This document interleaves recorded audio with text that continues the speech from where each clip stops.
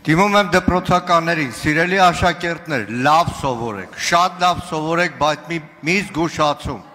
Նիկոլ Փաշինյանից բան չսովորեք, հակառակ դեպքում ձեր կողքի ապրող վատ ապրողը, թոշակառու տատիկը, դուք ոչ թե փորձելու եք իրան օգնել որպես հայրենակից, այլ ասելու եք փոքր ժամանակ դու լավ չես սովորել, դրա համար էլ լավ չես ապրում։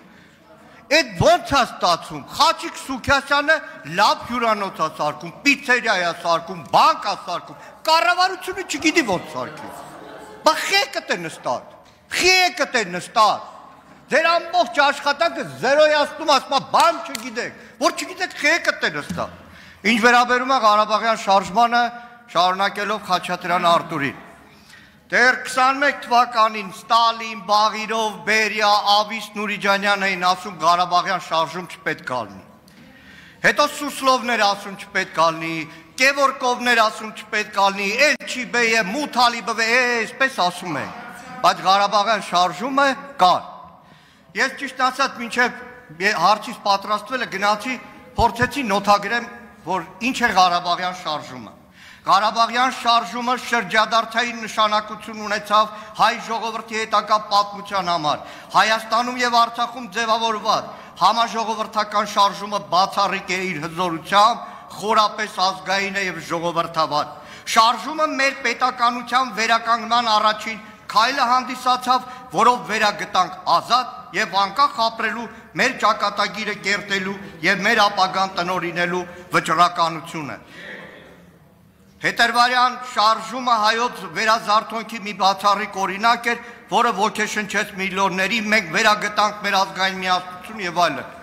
Ճիշտ ասած, չէի հասցնի այդքան գրեի, դրա համար Նիկոլ Փաշինյանի 22 եւ 19 թվականի ուղերձներից մեջ բերում էր։ Թոքի մասին ընդդիմադիր Նիկոլ Փաշինյան, բյուջեի քննարկման ժամանակ ելույթումը տեսածել։ Հարցը ձևակերպեք, բա։ 300 տարվա մեջ միակ ազգային շարժումը եղել է Ղարաբաղյան շարժումը։ Ի նկատի ունենալը Իսրայել օրի բան ստրկացնում էին։ Պարոն Մանուկյան, ժամանակը ավարտվել է, հարցը ձևակերպեք։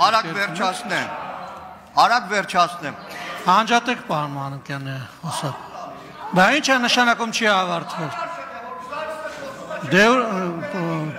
Պարոն Մանուկյան, որ ձեզ բան եմ ասում, ուշադիր եղեք լսեք, ասում եմ հարցը ձևակերպեք։ Հիմա հարցը ձևակերպեք։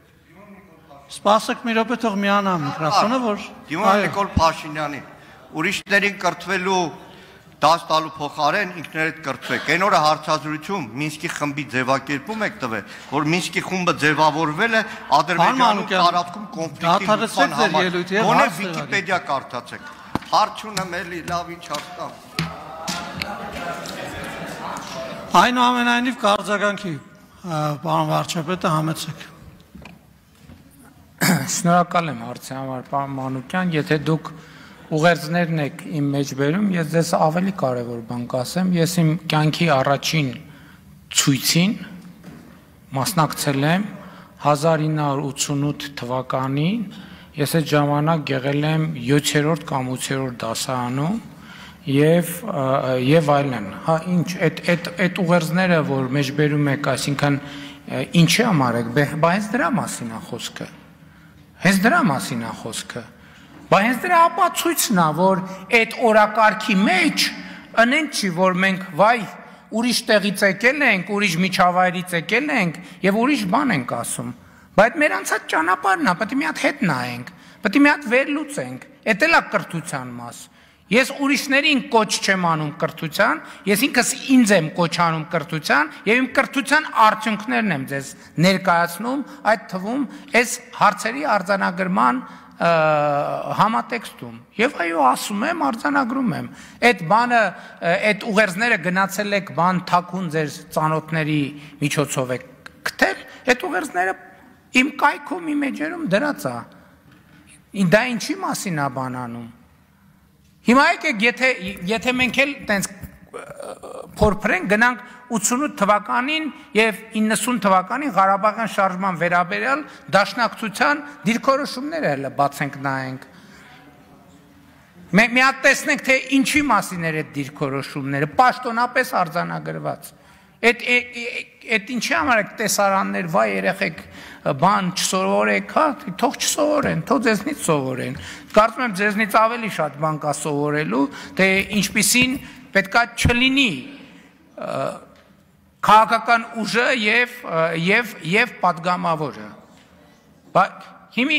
այդ որ ասում եք հարևանին չի օգտվելու, ես իմ սեփական փորձից եմ ասում, ես ոչ թե իմ սեփական միջոցներով, պետական բյուջեի միջոցներով օրական տասնյակ մարդկանց հանձնարարում եմ, որ օգնություն ցույց տան, եւ ես հետեւում եմ այդ մարդկանց հետ ինչ է տեղի ունենում։ Ոչ մի բան, իրանք նորից են այդ նույն նամակը գրում։ Երկրորդ անգամ, երրորդ անգամ, չորրորդ անգամ, հինգերորդ անգամ, եւ ես դեմ չեմ։ Ես դեմ չեմ։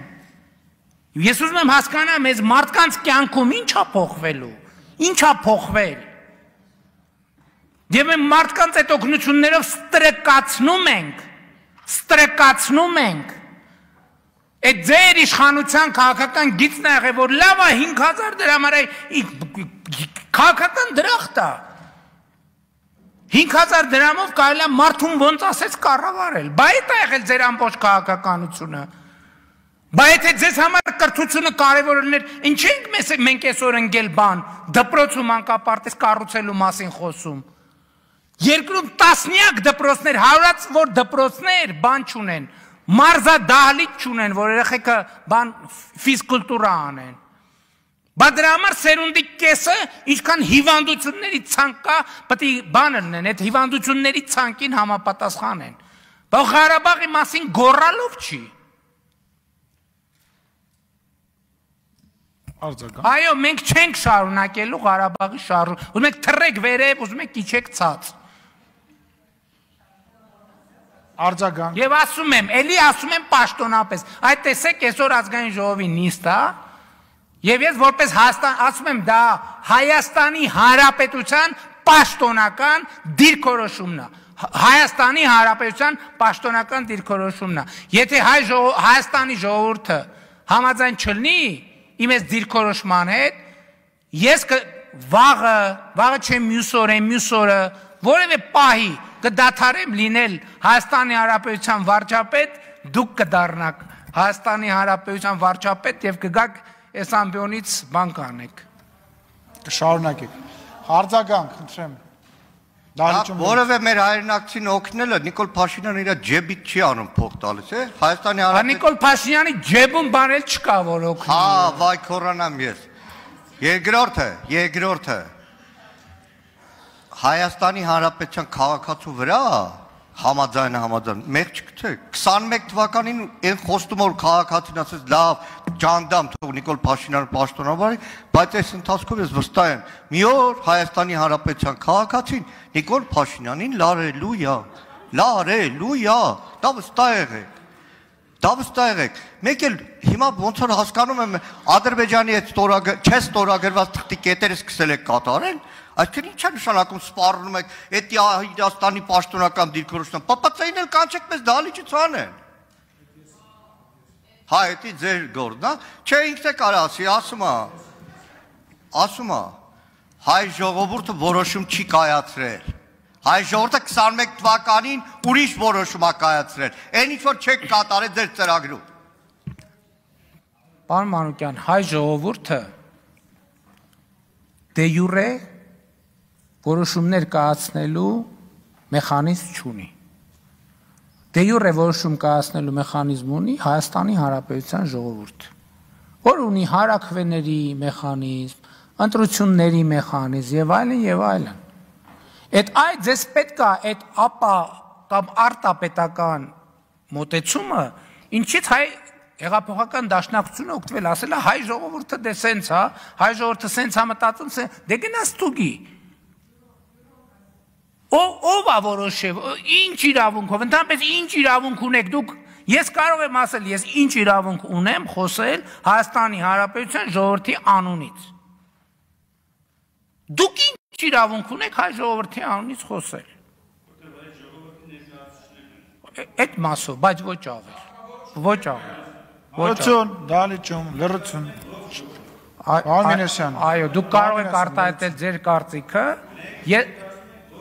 Դուք ներկայացնում եք ողջ ժողովրդին, ես էլ ներկայացնում եմ ժողովրդին եւ նրա կողմից հիմնադրված Հայաստանի Հանրապետությունը։ Շնորհակալություն, պարոն վարչապետ։